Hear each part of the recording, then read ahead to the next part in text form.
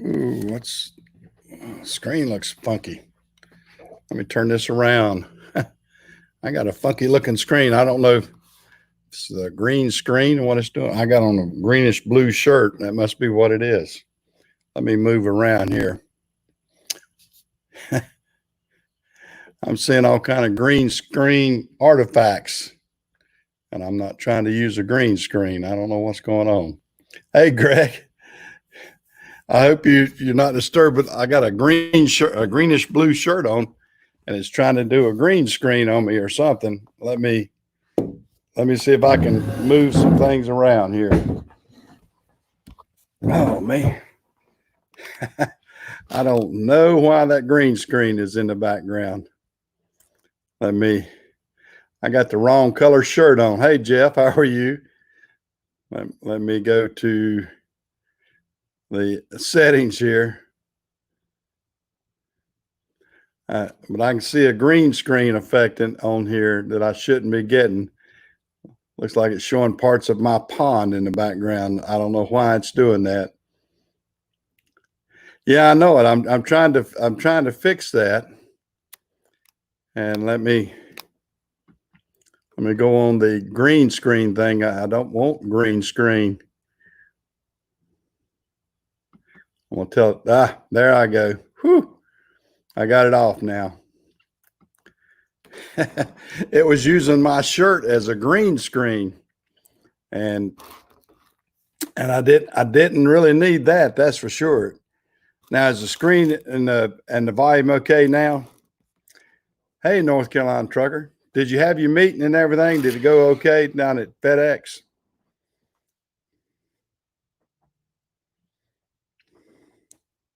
Let me see if I can get some of this light out. I'm trying to. Hold on 1 second, guys.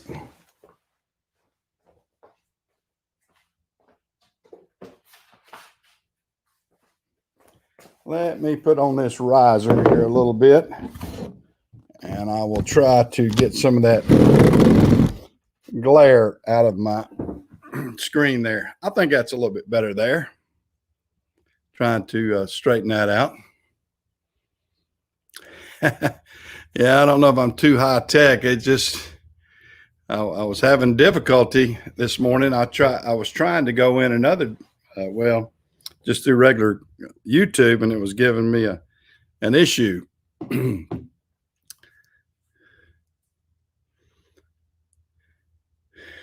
So it's still in process. Okay, well, that's good. Well, stay at it. Maybe you can get that going. Maybe I'll see you down there one day. Of course, I don't go to the terminal very much. I generally work, either right here in the shop. I'm in the shop this morning. Back here, you see a little bit of supplies and everything behind me here. I got a bunch of Timken bearings, and there's some fittings and everything. Let's see, is that right? Right there. There's some fittings things for the brass fittings and stuff like that, and then some other things. Oh, you had a couple of calves out, did you, Chris? Oh, sorry to hear that. But that happens when you have cows. I used to chase cows all the time right up here on our property. My father-in-law used to raise about probably about 40, 50 head of cattle.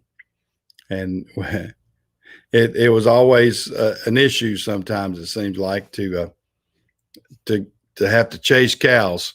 And it was always the coldest time of the year, it seemed like, too, is when they would get out.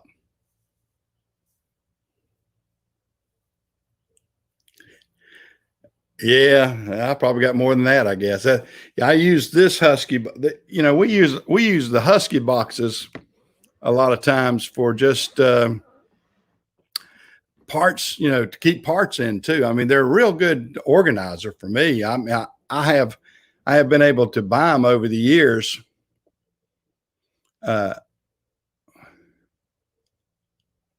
Okay, I guess you were talking to Chris there.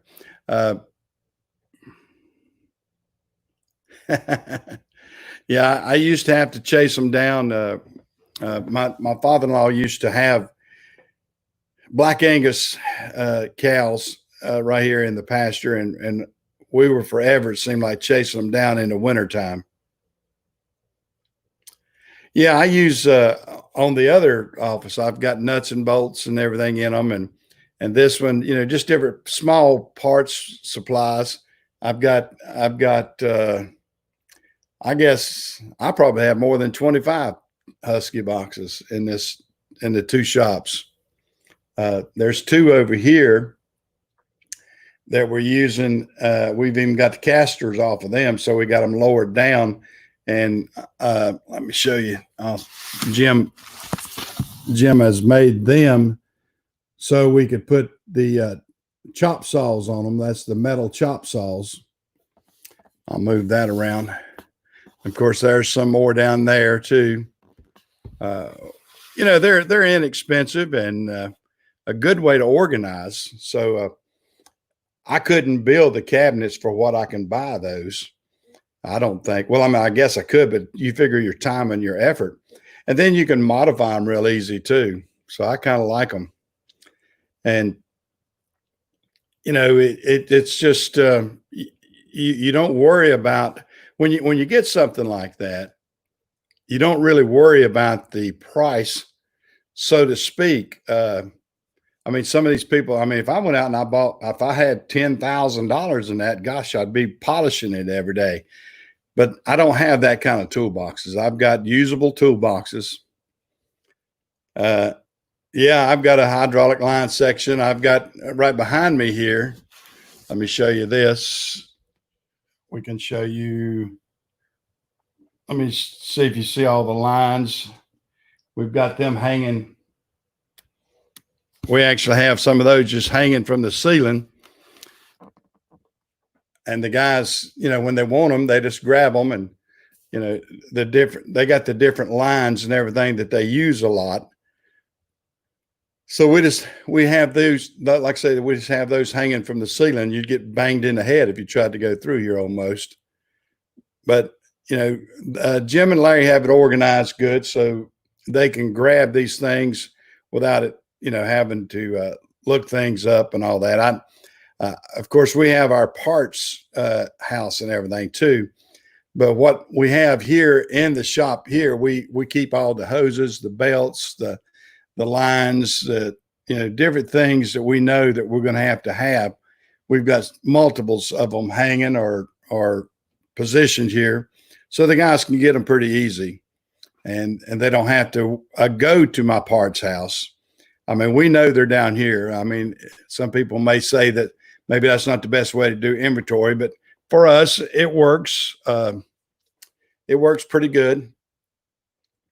And, you've got to have, I mean, I guess I could have some things pilfered. I'm not really worried about them wanting a hydraulic line or a air conditioned line or something like that. I don't think it's anything that anybody's going to want, unless they've got a lot of freight liners themselves. They're not going to need them. And we got an honest bunch of people. I mean, honesty is what the key to my shop is, period.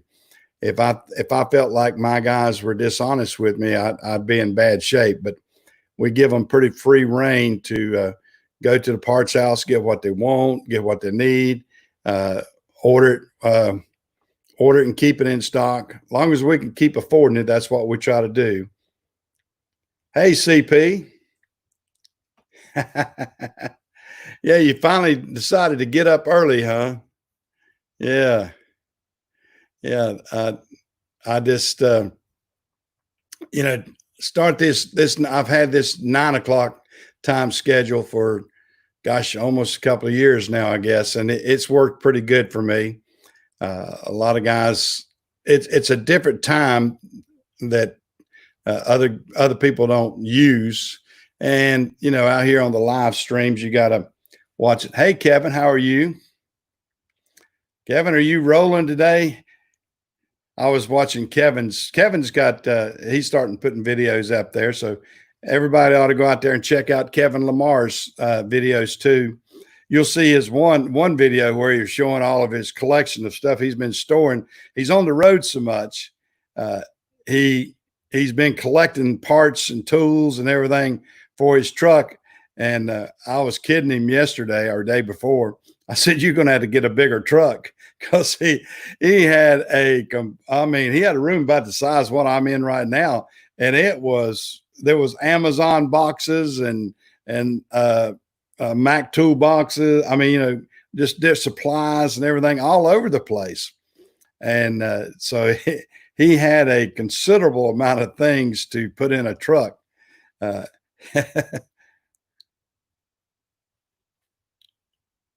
oh, you're just not getting up to watch the show. Okay. Hey, Blake, how are you? How's how's that new truck doing, Blake? Blake got him a new Peterbilt, nice looking Peterbilt that Blake just got, so he can get on his dump trucks.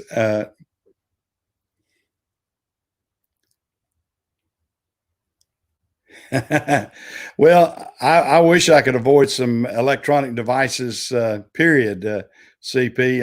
I have so many, and uh, I get into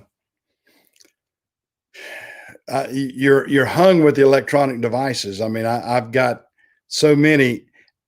One thing I've got to do, I've got to turn off Messenger, I believe, because at this point I've got everybody and his brother is sending me messenger messages, but they're sending them all times of the day and night. I mean, I'll get them, and the problem with me, I have like 4 or 5 devices right beside where I sleep. So maybe at 1:30, 2 o'clock in the morning, my phones go ding, ding, ding, ding, ding, because they're going off at different intervals, because some of them are on the AT&T signal, some of them are Android devices, some of them are iOS devices, and it sounds like, I mean, if somebody sends me one messenger message in the middle of the night, it wakes me up, because I have 5 or 6 devices that will ding me. So I've got to start cutting that off at night, or do away with Messenger, because that seems to be the one that's bothering me right now is Messenger. Yeah. I see Kevin did, he did CP's holler for the dollar. CP will wake you up if you go on his site. Yeah. Hey, Joshua, how are you? Yeah, Joshua's in here. Everybody hopefully got to see the interview I had with Joshua the other night. Uh, First time a lot of people have gotten to see Joshua.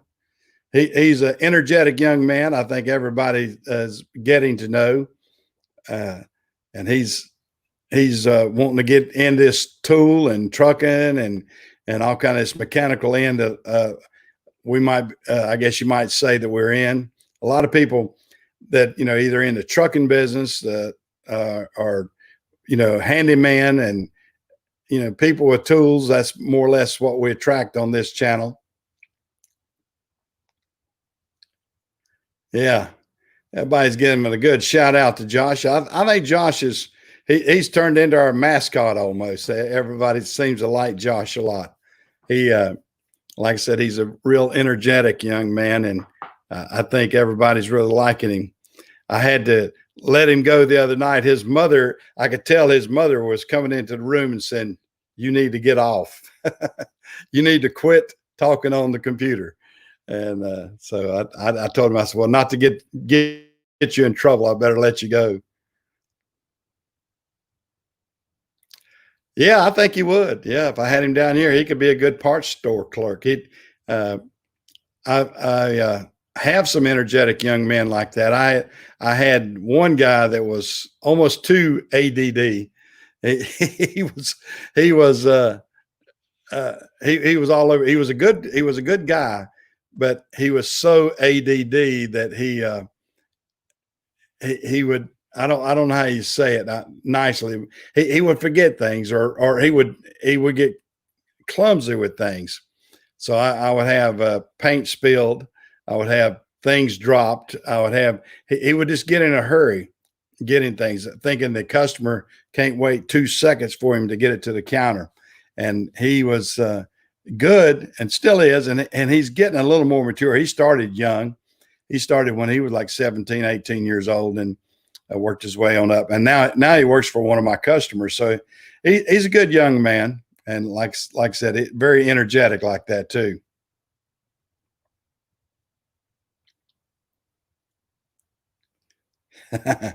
Yeah, kid Cameron Monahan. I don't know that. I'm not familiar with that.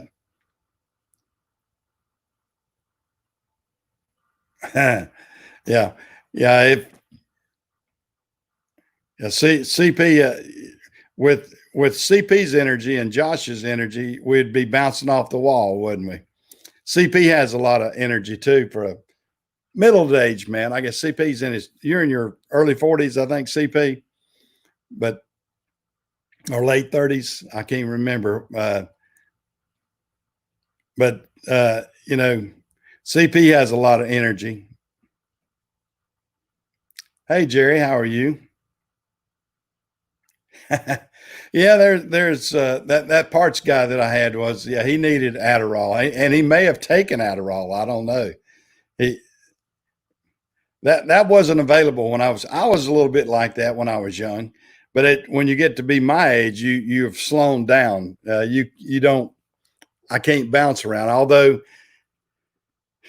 I think a lot of people that are doing this kind of work and different things, we'll both get. I mean, we all seem to have a little bit of multitasking. I think that's come into vogue is what they call multitasking, and I multitask pretty good. I do two or three things at the same time. Drives my wife crazy. Hey, Trucker's Life, how are you this morning? Are you out on the road again, Trucker's Life?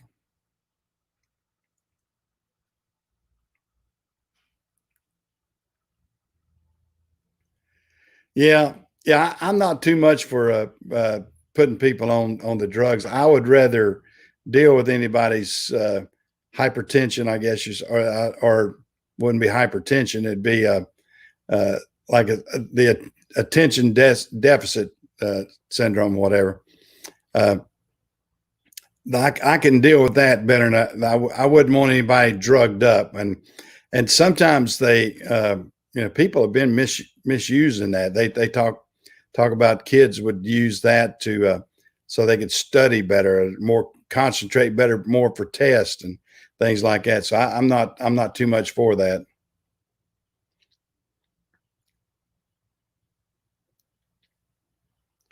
You're in Georgia, okay? Wow, got you got two loads to Lake Okeechobee. Okay, that's no. I have to think about it. Is that's I have to think where that's going. Yeah, yeah. My dad dealt with ADD for all of us boys and everything. Yeah, he had a belt. He had chores to do. Yeah, we weren't able to be drugged. That's for sure. The only somebody asked me, said, were you drugged at all when you were young like that with that ADD? I said, yeah, they drugged my butt out to the field and made me work the field. They drugged my butt out to the barn. I'd had to feed cows and pigs. And I said, I guess I was drugged over to the chicken house, and I had to get eggs and everything else. So I was drugged. I was drugged when I was young. I was drugged all over the place.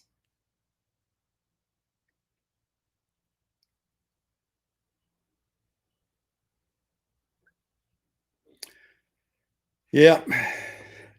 Yeah. Yeah, when I was young, I like I said, uh, I guess my ADD or anything like that, and I think a lot of us have a little bit of that. I mean, if you look at the old ways things were taken care of. I mean, that's why sports, I think, were introduced to a lot of different things because they realized kids being cooped up in school all day long that they would get so fidgety they couldn't study. So they would have a recess. They would have, activities so we could do things and encourage sports play and everything. And that's the way we handled things like that when I was young.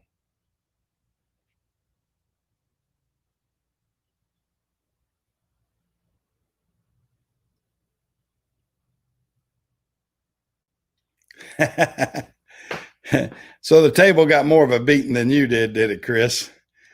Yeah. The time here is 9:23 a.m. in the morning.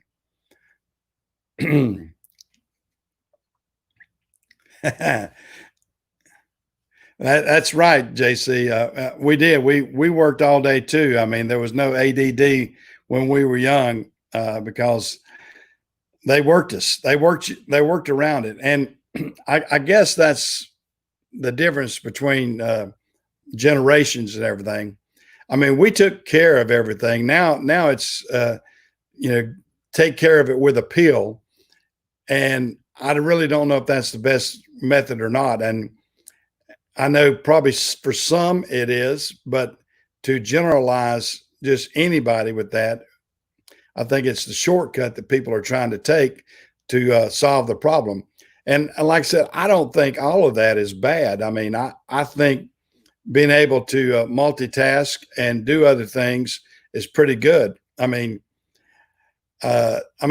at if you view the people like that's on this channel, you'll see a lot of us that we know how to do multiple things and we can adapt to things. I mean, JC being one, Chris being one, and CP, all of us guys, we know how to adapt to what's presented in front of us.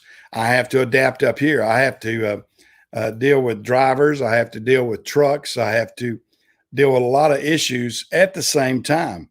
So having a personality that can handle that is really not a bad thing because it drives my wife. My wife is very structured. She's really good. She was good in school and everything else.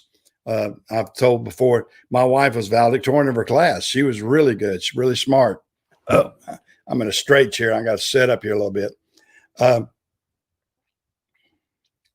Yeah, I do. I think, a pill can, if you're sick, I mean, it can help for some people, but it can be detrimental for others, I think. So you have to really be careful on those kind of things. Hey, Ag Tech. There is having, hey, there is Patrick. I didn't see. Yeah. Yeah. Today's Patrick's mother's birthday. Isn't that what you said, Patrick? Patrick's over in Austria. Yeah. Yeah. Everybody that, we all like to jump in here. I think it's like I said, I'm really happy that we got a community of people that are good people. I feel like that are joining our podcast or vlog or whatever you want to call this, our YouTube channels. And I'm very happy with the ones that are.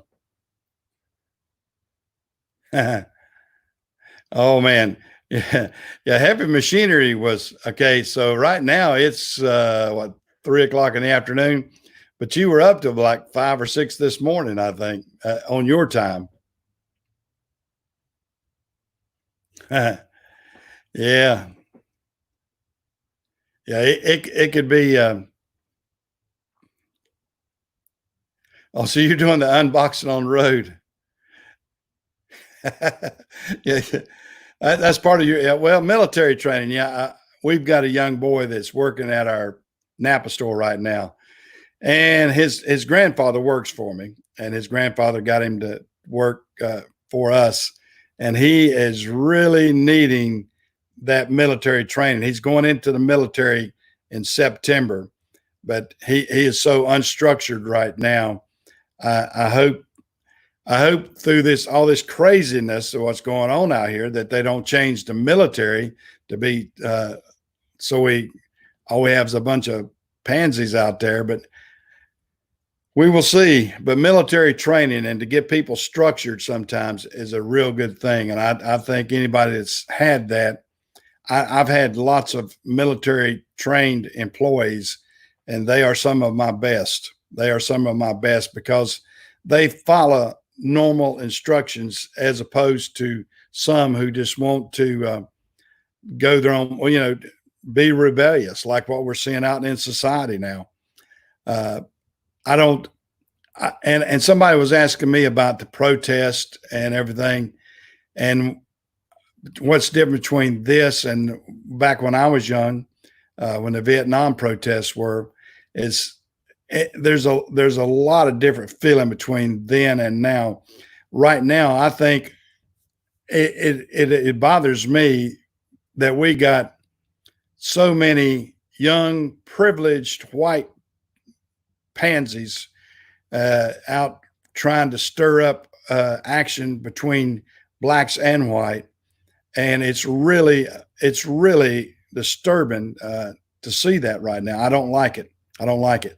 I don't want to get on too much of that because I try to have a good podcast, but that is what some of the crap that everybody's having to put up with right now.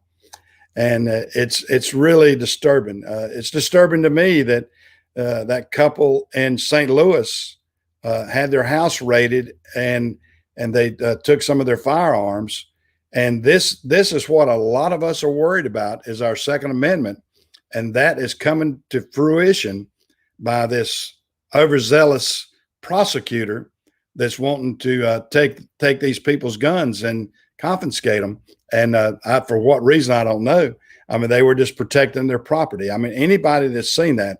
And the thing about it, that lawyer was a civil rights lawyer.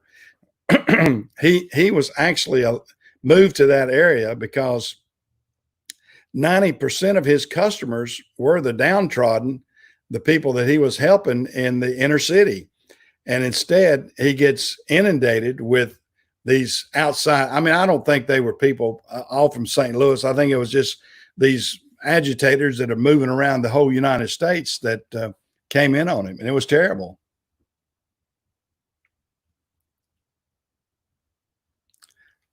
Oh, you got something from Nick Pixel. Okay, well, cool. Oh, there are way too many idiots out there, Patrick. I mean, way too many idiots. I mean, I can't fathom how many idiot, and they're moving from section to section. They're not. They're so many of these are just. I don't know if it's young college kids that are doing this. I don't know where you define what it is, but it's a weird movement right now, and it's a lot of people that have never been oppressed are out there marching for oppression that they never experienced, and it's just bizarre. I mean, it's too much of our privileged society that's trying to make a fuss about stuff that they don't even know what they're talking about.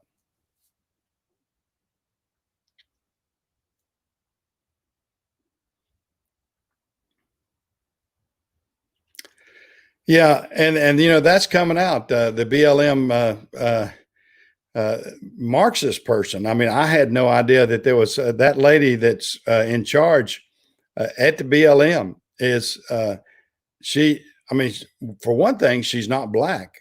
I don't think, or maybe she's partial black, but she was part of a Marxist organization that actually was convicted for killing cops. And that's scary. That's scary that so many people are blatantly aligning with that. And the problem is, I think there's two different ways of looking at it. A lot of people think that BLM is just a slogan and it's a movement to correct things. But unfortunately, it's an organization that's actually taking money. And that organization, I think, would a lot of people will be scared of because of their background as a Marxist and everything. The movement, as far as BLM, that if it's just that, like I said, BLM, people say Black Lives Matter or All Lives Matter, Police Lives Matter. There's a lot of different slogans going out there, and I think everybody realizes that everybody matters. And there's not one entity out there that doesn't matter. I mean, I saw Reverend Graham on TV the other day, and that's what he was trying to convey, that that Black lives do matter, so do white lives matter, and all skin colors matter. There is no distinction about any race that does not matter. And I think if we say that, and so many people are getting misaligned, or getting, they're getting run down because they say all lives matter. And that's bizarre. I mean, how can all lives not matter? I don't understand that. Yeah, it's really tough. It's really tough. But we're really going to have to watch the alignment, I think, that we associate ourselves with in the coming days in the future, because I would like to see more patriotic, and really this last 4th of July was so bizarre because so many unpatriotic things were said out there, and it really disturbed me. I mean, I'm proud to be an American. I'm proud to be proud of our flag. And when they disparage our flag and people agree with it, you would think people that wouldn't agree with it were agreeing with it. I'm going, how crazy has this country become? My father fought for the rights for that flag. He was in War, WW2, war. That's hard for me to say. World War II. Fought in the Battle of the Bulge. Was in the 82nd Airborne. Helped clean up some of the concentration camps in Germany. I mean, it was something to see something like that. And then for us now to have all this going on, it's really, really crazy. But I hope this world gets better. I really do. Yeah, smoked briskets always matter, JC. Oh, have you had your smoker out again? I mean, I'd love to have a smoked brisket right now myself. Boy, that sounds good.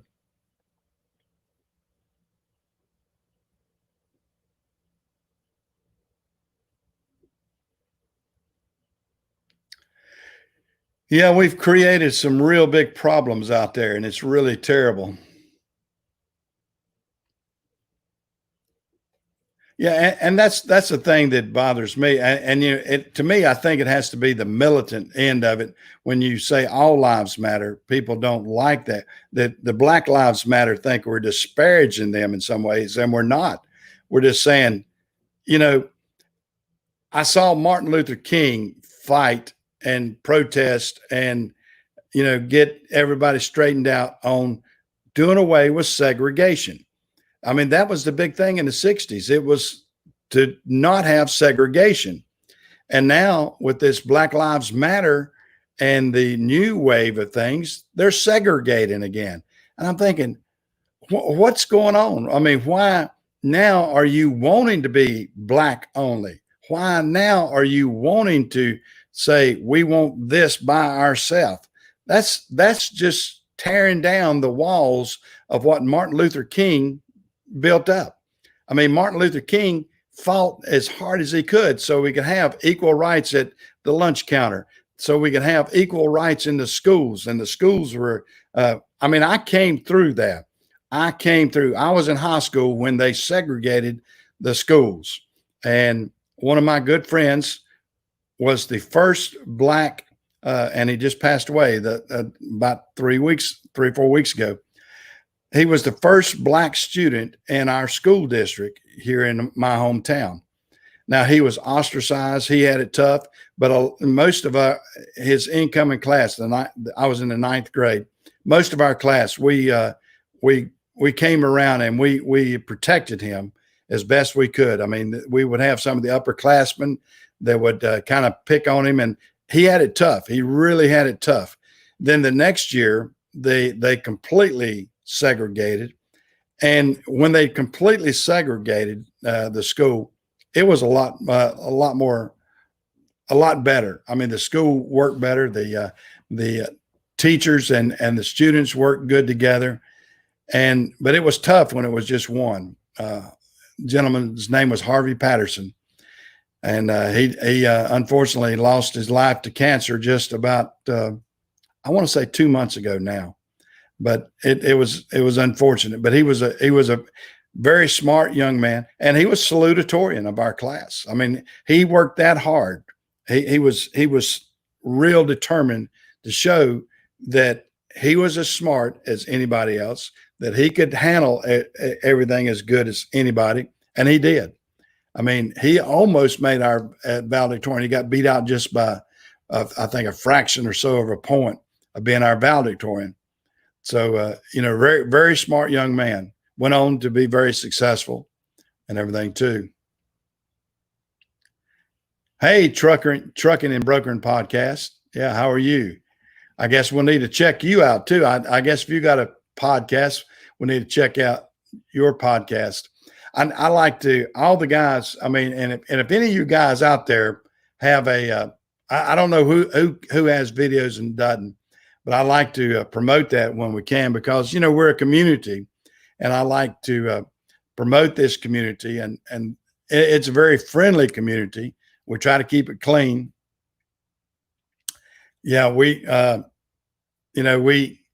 see people with like interest out here, and hopefully you'll get some insight of what's going on in the trucking. For me, I mean, this week's been Fix the Airlines week. I mean, I had an airline that popped on a guy, and I don't know why it's airline week. Maybe the temperature just got up to the ultimate popping an airline temp or something. I don't know what it is, but we had one guy that we had to actually tow back from Virginia because he had the major airline that comes off the compressor sprung a leak.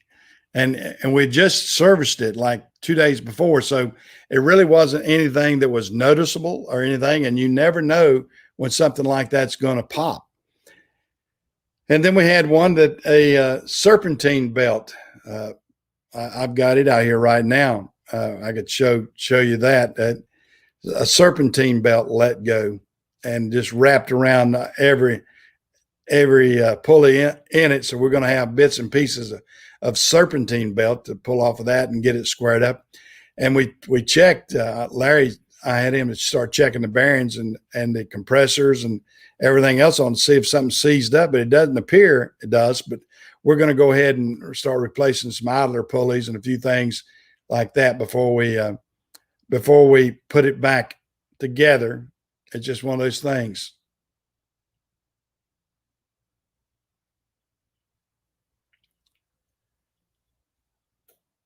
Oh, you'd like to do it? Okay. I'm not, yeah, I'd love to get you in here tonight, but I don't have anything set up on it today. I would do that.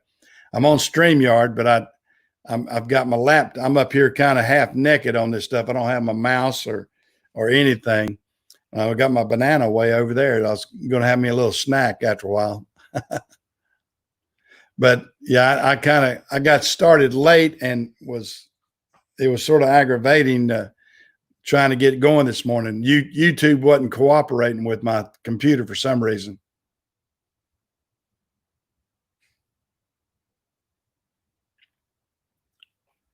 Oh, you blew a pinhole in the overflow tank.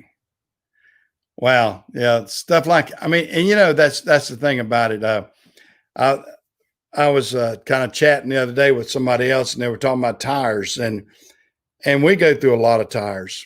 I mean, I had one driver that it seemed like he was getting nails in his tires every single day. And I actually asked him, I said, Alan, I said, have you run over a carpenter or something? I said, you've got so many nails in your tires. I mean, we would just all over the place. I mean, I asked him, I said, yeah, what did you do? Run over a carpenter? Because I've never seen that many nails in all the tires at one time, but you get it sometimes.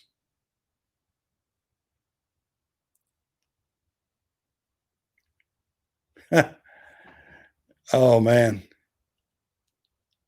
I'm trying to catch up on my chat here. I'm not seeing it. I'm getting out of the conversation by not.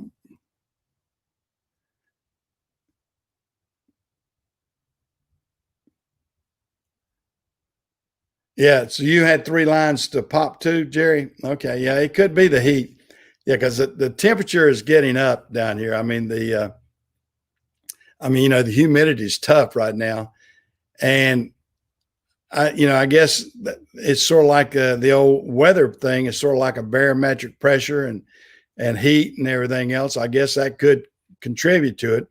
And if you got airlines, they're going to find the weakest spot. That's for sure. And I don't know if it doesn't take big holes. It just a small hole can take you down on stuff like that.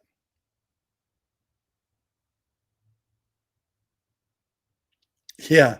Yeah, they've got that on our you're talking about a magnet. We have that on our yard switchers because we got to complain about so many of the bolt seals and a few other things that were getting into our tires that they put swinging magnets on the front of our yard switchers at FedEx that supposedly would get a lot of the debris, and the big heavy magnets would pick up a bolt seal or something like that, or nails, because the yard would get so bad. But they needed a sweeper, but they never have put a sweeper out there. I think they've had once or twice they put a sweeper out there, but it gets kind of tough.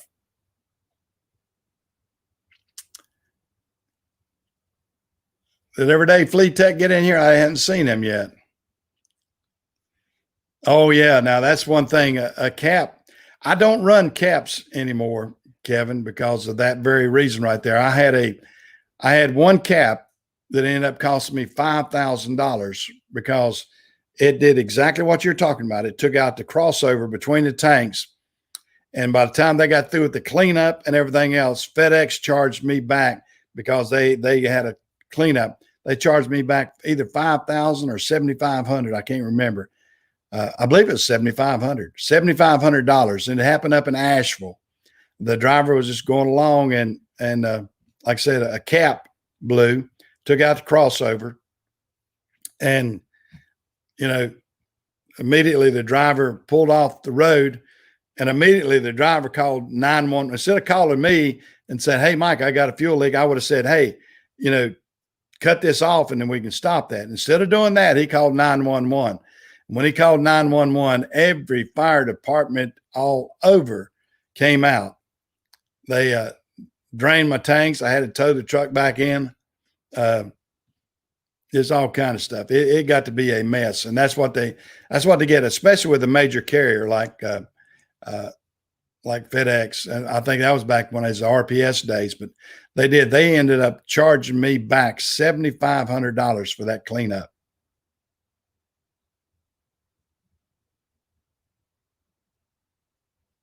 Wow. I don't know why they would mandate that they. I mean, I have totally quit. I don't use caps at all. I send all mine back. Uh, I mean, I take that back. We get trucks in like these. I bought all these trucks uh, from Walmart, and we are running them till the caps wore out, and then we flip them over into new tires. But that's the only time. But yeah, caps have gotten me into trouble several times, and I do not like caps. I'm just not. I'd rather run virgin rubber. I mean, if we have a problem with if we run over something with a virgin tire, we can plug it. It's very hard to plug a cap. I mean, you can do it, but once that thing's been penetrated and that cap starts coming apart with that's that cap a tear apart on you. Yeah, oh, it is. That's a hazmat cash grab, and that's exactly what when they do those cleanups like that. I My wife's first cousin used to work for the hazmat or the environmental people. I don't know what they call it in North Carolina. And I asked him, I said, Johnny, I said, what do they do with that? Because they charged me for, they sent me a bill for 55-gallon drums of soil. I said, what do they do with that soil? He said, well, they take it out and they got a big fill and they lay it out on a black plastic. And then they let that soil, let that evaporate into the atmosphere. I said, isn't that what it would do anyway? He said, yep, but they are afraid that it would get into the water stream. And that's the reason they dig it up, because if it's on a ditch, they don't want to get into the water stream. And that's why they're charging you for cleaning up, the oil spill. I mean, it could be as minor as, I've had this issue for a couple of different things. I mean, it could be something as minor as, 2 shovels full, and they're going to get it and they'll charge the crap out of you. These hazmat people have a racket. I mean, they do. They have a racket. Yeah, that's it's terrible.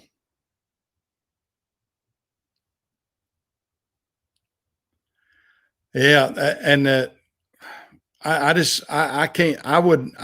I'd be fearful of running out west with caps, because they will fly apart and they will do some damage. My son hit a cap. Well, actually, it hit him when he was in college, and I'd always warned him that. I said, don't ever linger too close to a tractor trailer truck. And he wasn't that close, but the cap came off and came back down and hit front end of his car. He had a little Ford Probe at the time, and it did some damage to that car. I think it did probably, gosh, I want to say probably $3,000 or $4,000 damage at the time. And this was in the early 90s, and so it was very, very expensive. And it's taught him a good lesson. Of course, it scared me to death when he told me about it, but and I'm glad that it didn't hit him through the windshield, and because I've heard of people being killed because, it's a steel belt inside that cap. Just, it's still a steel belt, and it's like rebar inside of rubber and everything else, and it could cut your head off. It's tough.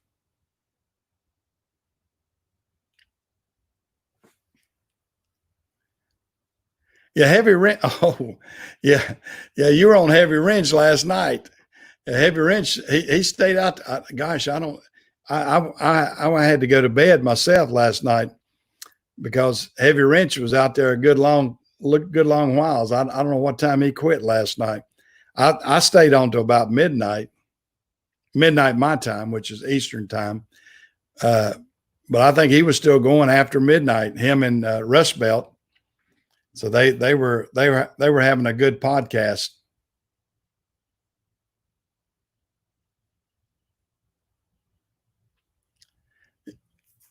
Yeah, I'm trying to catch up on some of the reading here. Let me back up. Oh, what tire do I run? Okay, I run Goodyears. I've got FedEx has got a national account with Goodyears, and I've got a national account with Goodyear, and I run Goodyear, and have Goodyear is like the Chevrolet or the Ford of the car industry, you might say. Goodyear is a good brand. It's not as high dollar as the Michelin, and I've had good results with Goodyear and reasonable price too. I can't. I thought I was hearing somebody out, but I think I hear a carpenter bee. Yep, that's a carpenter bee.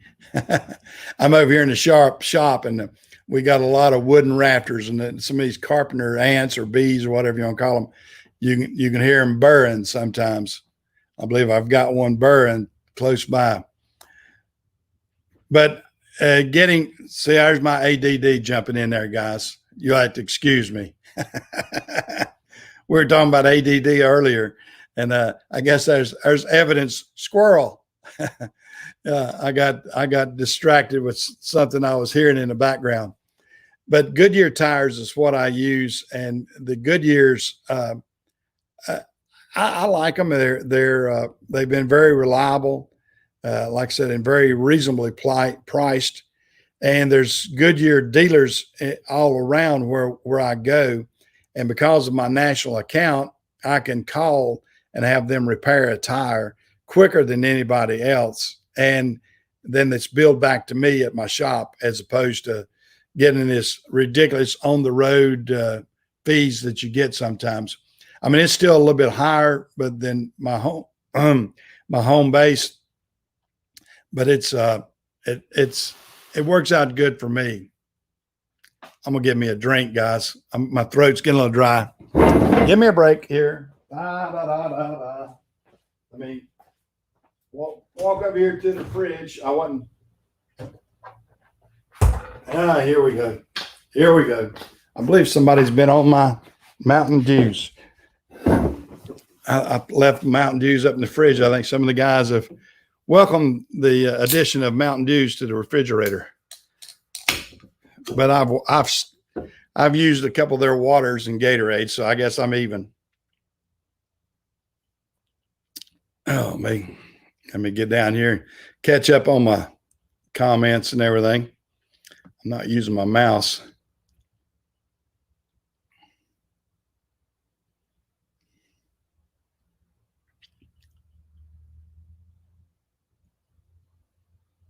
Wow, that is something.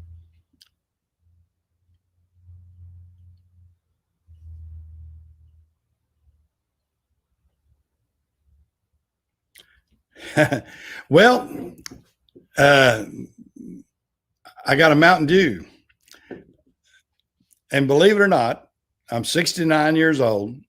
I have never tasted a beer in my life. I tell people that, and a lot of people say, "You're kidding." No, I never have. And I could tell the story. I've told it before. My granddad was an alcoholic, and I saw what it did to him. And I vowed to my mother when I was a real small young boy that I would never drink, because I saw her in tears because of the embarrassment of what her dad was doing. And it changed my life. And I made that vow to my mother. My mother has since passed on. She passed on a couple of years ago, but in her honor, at 69, why start? Yeah,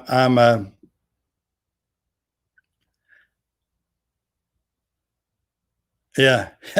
A beer can be good. I don't, I never acquired the taste of beer. I never, I don't drink any alcohol.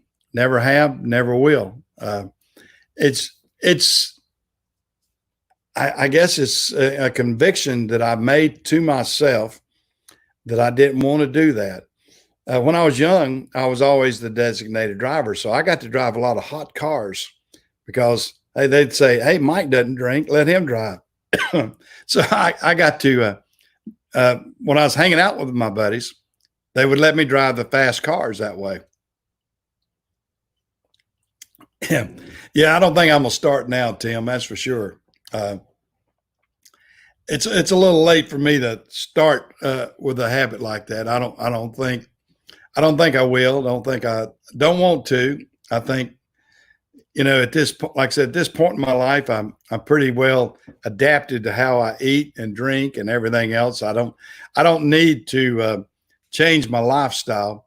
I probably ought to cut back on some of my eating because I'm not the slimmest guy around, and I'd like to, for health reasons, get a little healthier. And I need to do more walking. My wife tries to encourage me to do more walking and exercise, but that's an easy way to get. It's easy to get out of that too. No, and I don't smoke. I never have smoked, Jim. I've never smoked in my life, and I've never drank in my life. I think it's helped some. Some people tell me that my skin looks good. I'm not wrinkled up like a lot of guys that are my age. So I think the not drinking and smoking has probably helped my appearance. And I mean, not that I'm any prettier, but maybe my skin is smoother. I'm not as wrinkled as some guys. I think that are 69 years old. And it, let me get up here close and you'll see what I'm talking about. Isn't that a pretty face? Oh, me, you know, but I'm not. I'm really. Now I'm getting a little double chin but that's because my weight. That's not because of anything else. Because it's not wrinkled yet. My wife says if I lose that double chin, I might have wrinkles in there. She didn't know. She thinks that all that's helping pull this skin down. I don't know. But my mother wasn't wrinkled much either. My mother didn't drink or smoke either, and she had a very smooth complexion. And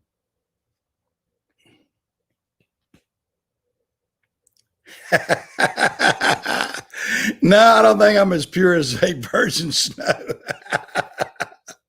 No, I got my vices, that's for sure. I got my vices, but smoking and drinking are not my vices. Uh, that's it's just something that as the old saying goes, if I knew I was going to live this long, I would have taken better care of myself. Well, thank goodness I took care of myself in that respect. I did not ever create those habits or start those habits. And, as we get older, as we age, we have to think about everything that can take you out of here. And I have lost so many of my classmates and friends. I mean, you can imagine, like I said, I'm almost 70 years old. There's a lot of people that I went to high school with that no longer are here. We've lost a couple this year that my wife graduated with. She's getting ready to. They were trying to have their 50th class reunion. She graduated in 1970, and they were trying to have their class reunion this year, and then we were going to have it at my house, and couldn't get it together because of this Corona stuff. So it's tough, and we all have to watch that too. I mean, we're susceptible to things. I mean, a couple of the guys that are on the channel here have actually caught that COVID-19. Everyday Fleet Tech and Greg both have had that, and I think it was Greg. And then I'm trying to think who else. There's one or two others that have caught that, and it's scary. I mean, you have to look at all these things that CP's cleaning out his system with a good whiskey. I will tell you this now. I didn't drink it, but I had a terrible toothache. Actually, it's a tooth that's bothering me again right now. I've got to have. I had a root canal about 40 years ago, and this happened evidently around 40 years ago. And we had a guy, it was a good friend that had a restaurant, and I was telling him about my toothache, and he said, "Got something for you." And he went down into his basement and came back up, and he said, "Here," he said, "use this." He said, "Don't drink it." He said, "Just use it on your tooth." So he gave me some whiskey and or brandy. I believe it might have been brandy. I can't remember. But he said, "Don't drink it." He said, "This is not for drinking." He said, "This is for fixing your tooth." He said, "You hold this in your mouth for 4 or 5 minutes or whatever." He said, "It will get rid of the toothache." And sure enough, it did. I eventually had to have it the root canal done, but when I was having that pain, boy, that helped tremendously. So that's the only time that I've actually ever, other than communion wine, and I've drank communion wine, that's the only time I've partaken to any kind of alcoholic beverage. But I didn't drink that. I spit it out. I know you guys that like brandy probably said, "Well, boy, you wasted a lot of good brandy," but I didn't. I use it for medicinal purposes. That's what it was originally intended for on some cases, but I use it for medicinal purposes, really, and I didn't drink it.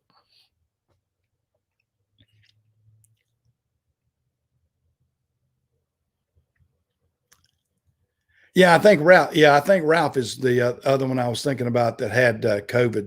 COVID-19 too. He actually had like a double bout of it too.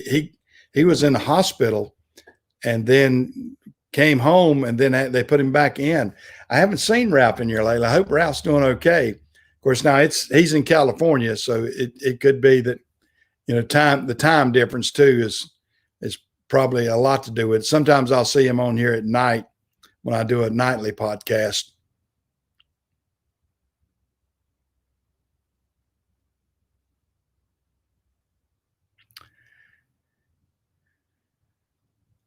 Yeah, well, I'm the same way, Kevin, and that's another reason too. My profession really didn't, you know, my younger days, I was on call, so I had to be ready and willing and able to go at a moment's notice. I mean, I was sort of like a fireman when I was running the extra board. I mean, they could call you anytime, night or day, and say, "Come on down, we got a load for you." So when I was doing things like that, there was no way that I could be a drinker, and I respected the, you know, I wouldn't want to get out there and lose my license, because that's my livelihood, has been for years.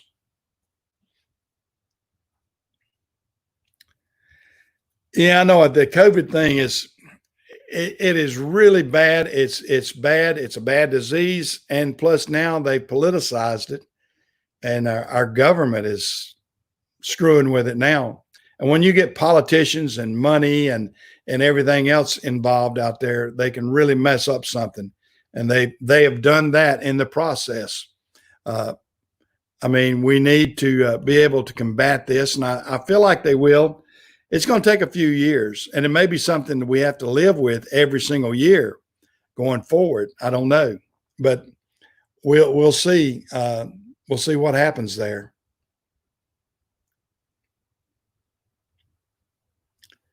You had 8 people to go out. Good gracious. Fortunately for me, knock on wood, I haven't had a driver catch it yet.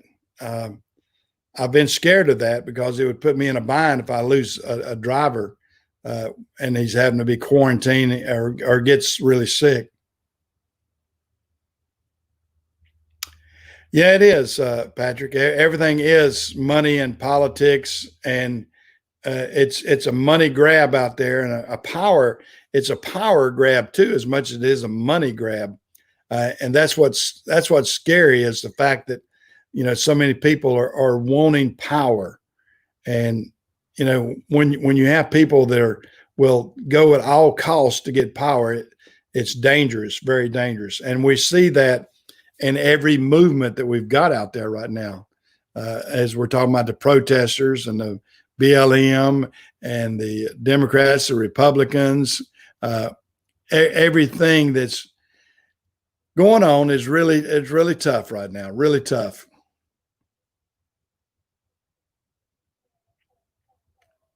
And they are, and Everyday Fleet Tech, I think, has hit the nail on the head.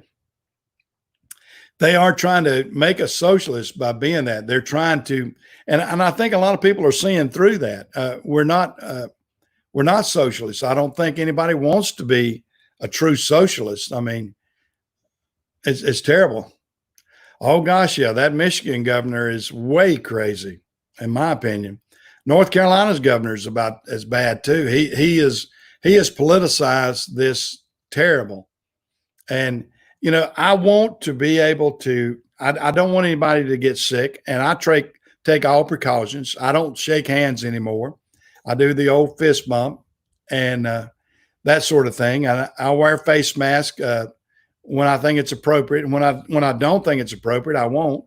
I mean, they're uncomfortable, so I don't really want to wear one. Well, hey, Dirt Boss, glad to see you in here. Hey, yeah, New York governor, yeah, is really crazy. There's a perfect example of that whole family, the Cuomo family. I mean, I'm just going to go off on them. And if you're old enough to remember his dad, who was governor too, and a crazy bunch of political hacks. I mean, they've made millions of dollars by being politicians, and you know that in itself just tells you something, How can you get that rich being a political or public servant? You're not a public servant when you turn around and everything you touch turns into gold for you. You're a servant for yourself, is what you are. And the Cuomos have done that. I mean, they've gotten rich. And I was watching a thing the other day and talking about Chris Cuomo. He went to Yale. Well, how did he get into Yale? Because his dad was the governor. Yale wants to have all these politicians' children's in there so they can go on and it just goes on down the pipeline and get favors in government. So Yale, they like Yale, Harvard, and all those Ivy League schools. They like giving out favors to these politicians and with their children, putting them into school and everything, whereas the average person can't get in those schools. And then they're somewhat guaranteed favorable conditions if that son, daughter, whatever, graduates from Yale or Harvard. And then that politician will change the rules and regulations to favor Harvard and Yale, or, just a lot of different things. There's some sneaky politics out there that we don't know about. I like the governor of Georgia also. And the governor of Georgia and the Atlanta mayor are butting heads right now. And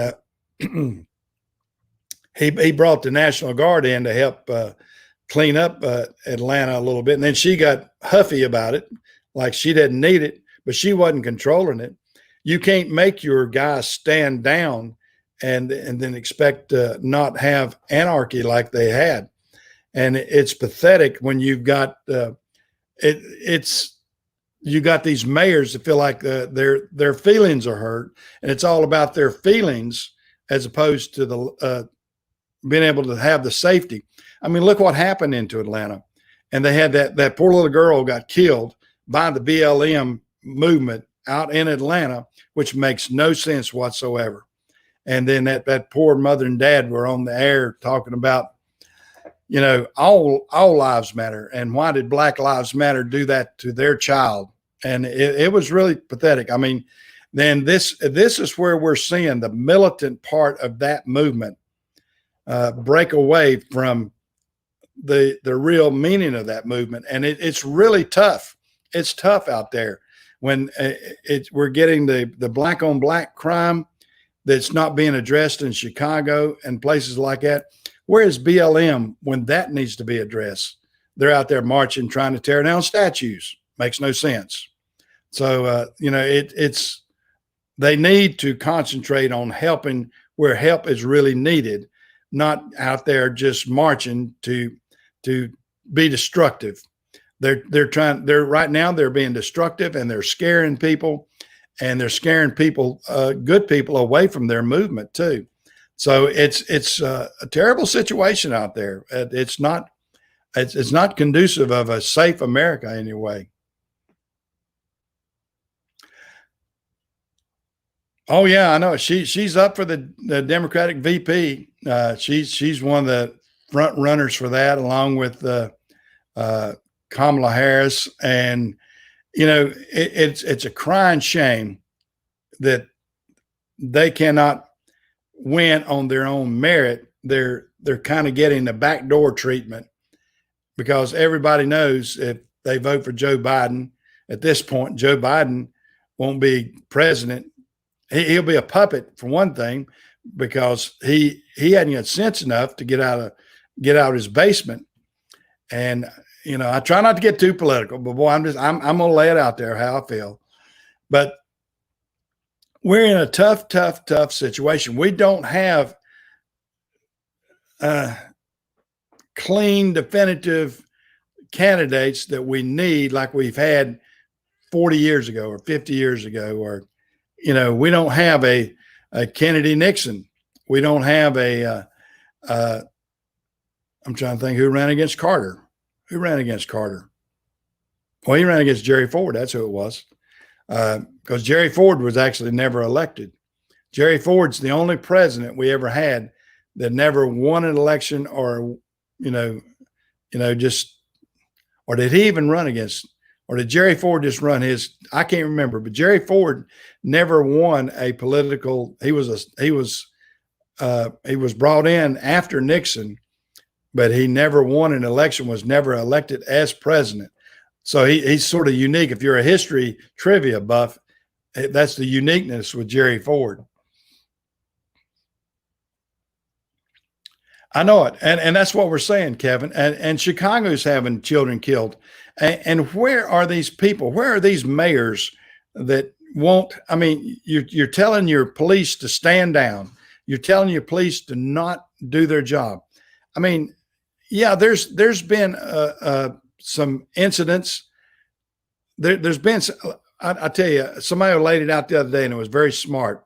They said, take the incidents that cops went against the white cops or black or cops in general, and then weigh that in the numbers against how many young children were just killed by inner city killings and shootings and everything else, and look at that and see the ratio. It's astounding.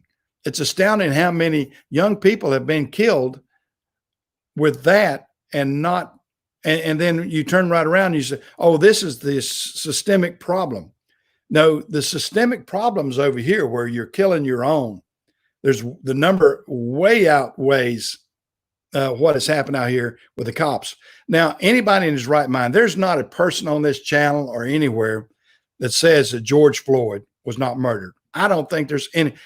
You look at the video and you want to be able to grab that guy and jerk him off of him and say, you're killing him. You're killing him. There's not a person out there that has not viewed that and agreed that that was murder. And there was some history between that guy, George Floyd, and that cop too. It's what I've heard too. So there was some underlying things other than just a bad cop. And, we have to have those things corrected. There's no way anybody wants to have a cop, white, black, whatever, have that kind of situation. But to see what has transformed after that, it's horrific. I mean, I have never gone by a statue and thought that statue was intimidating me in some way. I mean, think about it. Do people try to tear down MLK statues or MLK, and they may yet, because there's a backlash. But people would be up in arms if those things were desecrated and torn down. And it's the same thing. What does George Washington statues and here's the stupid thing, Frederick Marshall.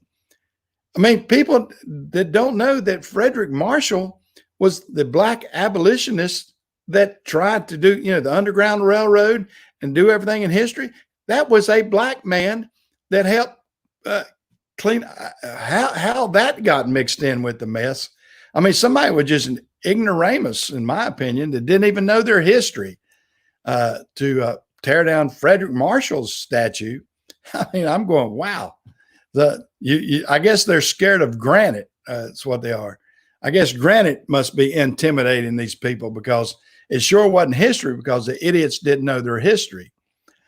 And it's terrible when you've got people that are doing things like it. And Columbus, what did Columbus?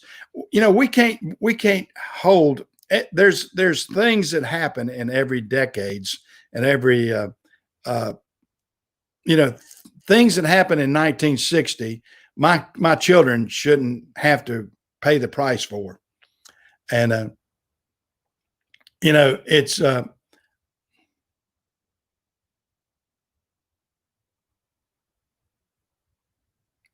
yeah.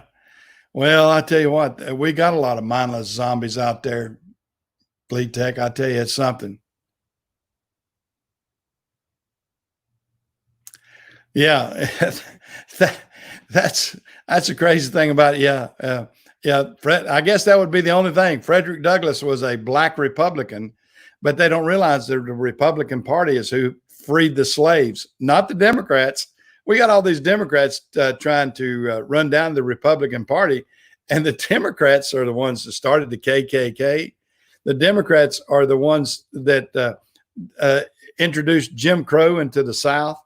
I mean, it's so bizarre that everything that the Democrat Party today thinks, oh, we're going to run that down. We're going to blame that on the Republicans. They're the ones that did it. They're the ones that did it. And so many of these idiotic, non-intelligent, not knowing your history, crazy people out there are trying to align themselves with the Democrats. And the Democrats were the party of the KKK. Go back and look at your history. Go back and check it. The KKK evolved right out of the Democratic Party. And nobody wants to say that right now. They want to say, oh, you're a racist. Oh, you're a member of the KKK. Man, it's crazy. It is really, really crazy out there. Yeah, I mean, yeah, Martin Luther King was a Republican too. I think he switched over to the Democratic Party after Johnson and everything. But yeah, it's bizarre. And we had more. If you look at your history, there were more Black Republicans in the late 1800s, early 1900s than there were at any time. And the Republican Party was the party. I mean, that was the party of Abraham Lincoln. That was the party that helped try to get things straightened out. And people are running it down like they're the bad guys now. It is so bizarre how it's flipped. I mean, this is why I like to tell people you need to study history. You don't need to tear history apart. You don't need to tear every structure down. I mean, granted, I mean, they don't, some of them say, oh, we don't like that Confederate soldier. If you don't know about the Confederate soldiers, how are you going to ever protect yourself with anything that would happen like that in the future? You need to be able to study the Confederacy. You need to study the Union. You need to be able to study the Underground Railroad. You need to be able to study any and all of these things within history that will protect you from mistakes in the future. Yeah, Jeff's got some links there. Yeah, it's crazy. It is crazy stuff. Yeah, I don't doubt it. I don't doubt it. You're talking about Al Gore's dad, and there's another Al Gore's family, Al Gore Sr. and Al Gore Jr. That was a political family that like the Cuomo's that was strong in Tennessee and everything at one time. Thank goodness they're not as strong now.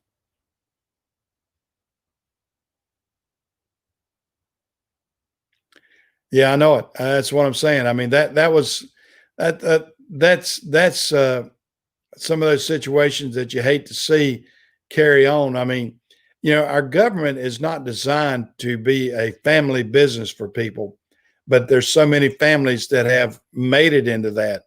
The Kennedys, for one, the Cuomo's, we're talking about that, the Gores, the Bushes, for that. I mean, go both sides.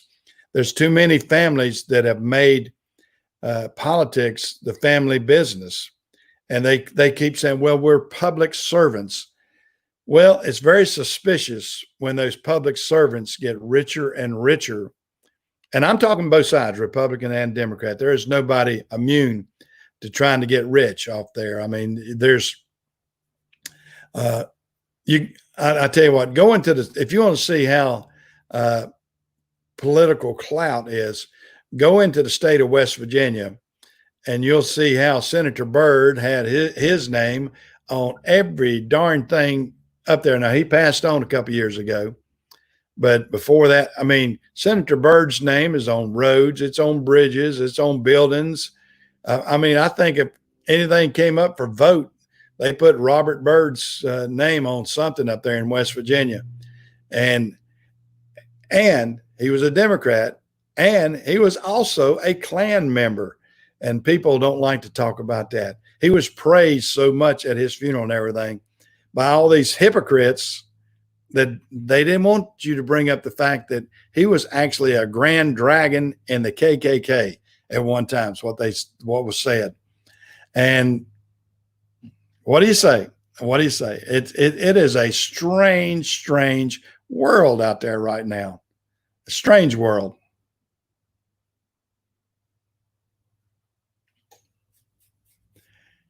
Oh, the Marxist part is what is scary right now with any of these movements and everything. I mean, we got you got to look at this right now. We have Marxists. You look at people like AOC, and they are wanting to tear down. They're happy.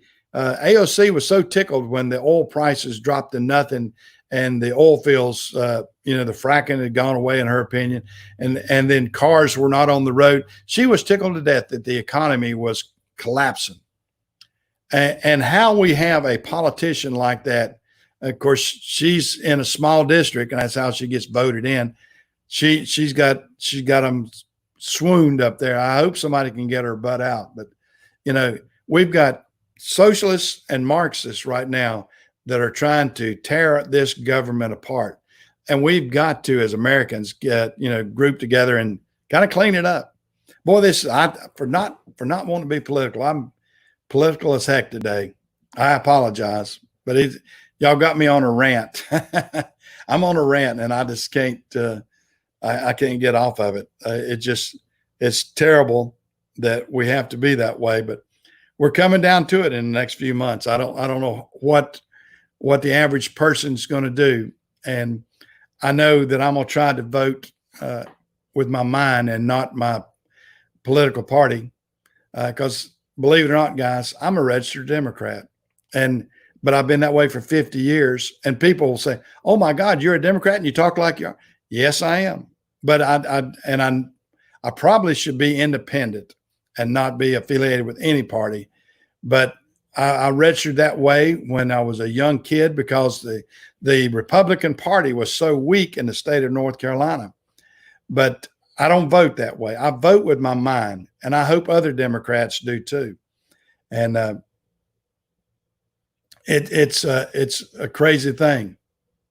But a lot of people will be out here and they'll say, "Oh, you're just another Trump Republican and all that sort of stuff." I said, "No, I'm an American, and I back our president, whoever our president is. I backed Obama when Obama was president. I didn't want to run him down. So many people did. I didn't like things he was doing, and I voiced my opinion about not liking. But any president that we have is still our president, and I've never seen so much disdain for the office as we have the last 4 years. I mean, it's pathetic where the world has gone, and I want America to come back together one day, if we can ever do it, and get away from this socialist Marxist attitude that so many people have. And I fought the Democratic Party, the party that I say I'm affiliated. I'm registered, but that means nothing. I vote. I have voted the way I've wanted to vote for years. I've never been aligned to a party. It was just who I registered with 50 something years ago.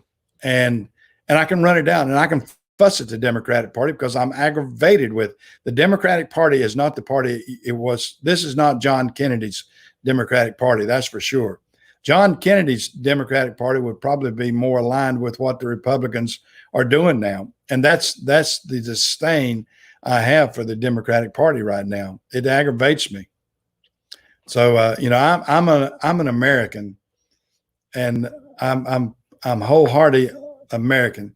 Now, as we talk about all this about Democrat and Republican and everything else, guys, don't just run down Democrats, run down Democratic ways.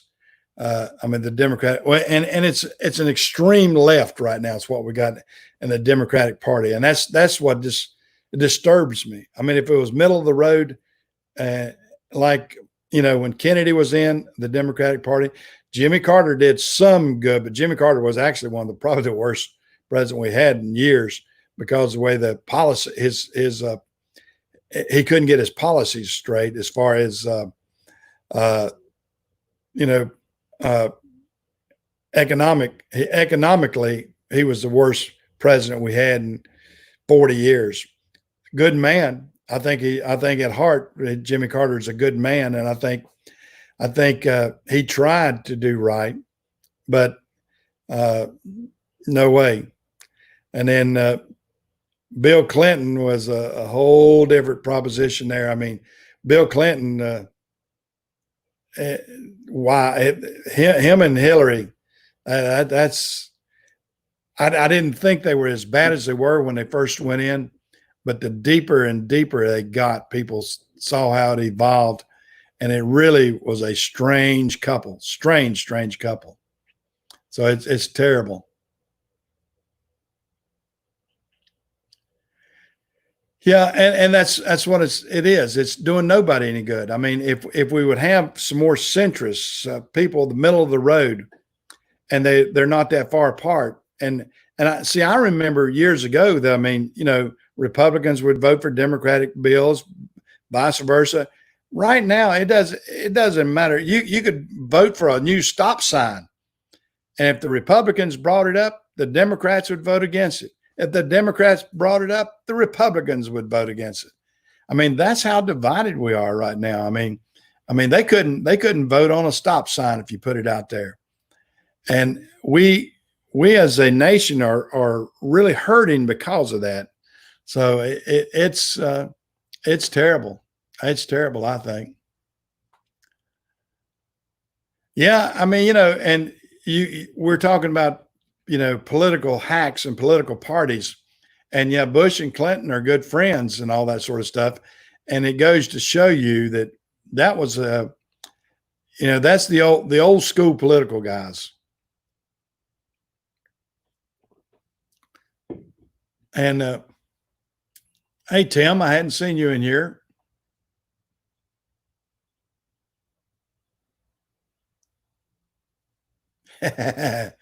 Yeah. Well, I tell you what, it's you know, we have to. I'm probably going to get in trouble. Jerry put up here, I'm going to probably get in trouble to YouTube. I may. I don't know. I'm just speaking my mind. I'm not trying to. I think I'm speaking common sense, and if I get in trouble, so be it. I don't make money off YouTube anyway, so it doesn't matter to me. Yeah. Hey, Tim. Yeah, I hadn't seen you in here in a while. At least chatting wise, you may have been in, but you know, I don't really.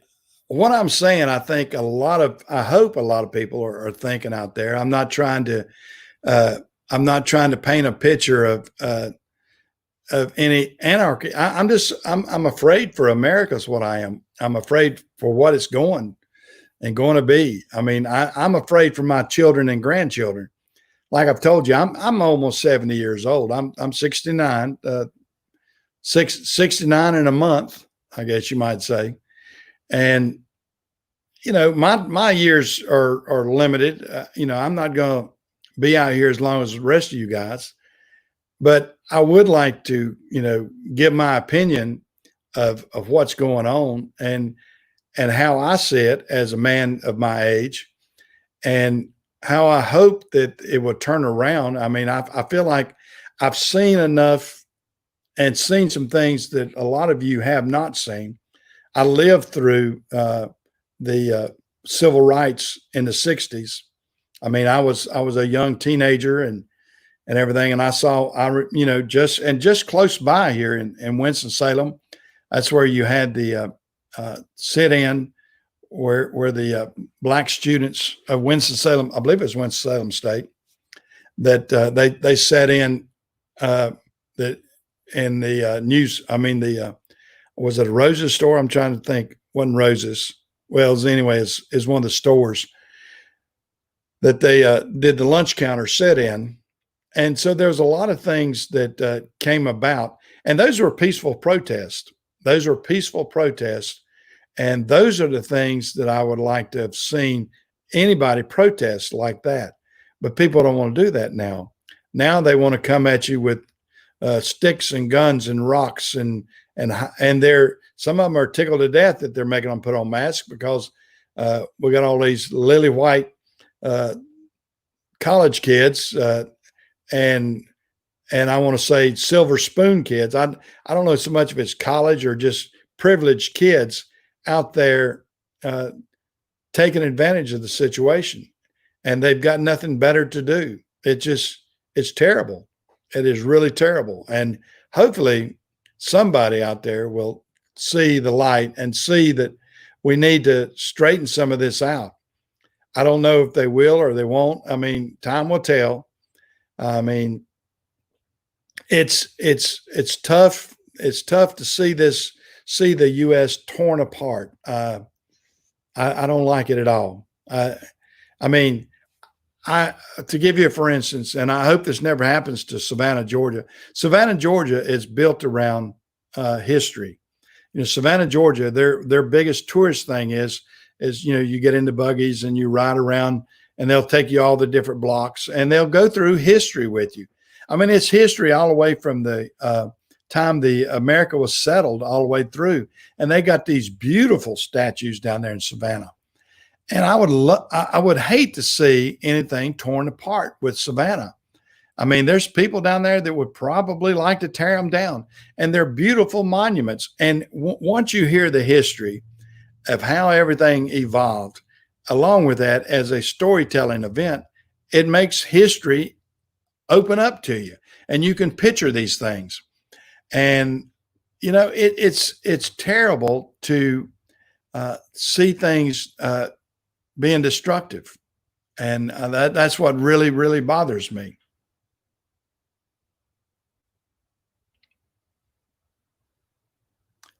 Oh yeah, they think it's cool. They think it's cool to protest ag tech, and you know, what really gets to you. Uh, there's the cool factor has gone away. I mean, the cool factor has gone away months ago. I mean, look what happened out in Seattle with that chop thing, and then young kids killed out there too. And I don't know how many people were actually killed, but I mean, they couldn't even control 6 city blocks and have all these people in there. And the idiot mayor out there, she comes out and says, "Oh, it's like a love festival. It's a love event. It's a summer of love." No, it's a summer of anarchy is what it is. It's not a summer of love. I mean, I grew up in the summer of love era. I grew up in the Woodstock era. I actually wanted to try to go to Woodstock, but my old '61 Volkswagen at the time wouldn't get it out of wouldn't make it out of North Carolina, much less make it to New York. And but you know, I loved it because of the music and all that sort of stuff. And we actually had some festivals around your local, and my dad, being the disciplinarian that he was, he put his foot down on me doing any of that, and I'm glad that he did. In some ways, I probably may have been indoctrinated on something in drugs or alcohol or something that I shouldn't have. Or, you know, I might have been partaking on things, and I could see where the fear would be from my dad. I didn't do it, and I haven't done it, so maybe he was right. And these are the things that we need to, going forward, we need to try to straighten out the country with things like that too. I mean, let us remember our history. Let us remember what we did right and wrong, and hopefully we won't do it again. But we don't know. We really don't know. Well, guys, I've been on here an hour and 33 minutes. That's longer than I've been in a long time. But I guess I've been on my political soapbox. Didn't want to be, but I got on it today. I don't know why. But I hope y'all enjoyed the podcast, vlog, YouTube channel, whatever you want to call it. I'm going to get off. Y'all have a great day. I hope we can get into this community another day. And I'm going to say bye to everybody because I'm going to get ready for lunch in a little bit. Do a few things here in the shop, and I'll see you out here, especially next Sunday, but maybe during the week too. So y'all check my channel, and maybe you'll see me out here running my mouth some more. Talk to you later, guys.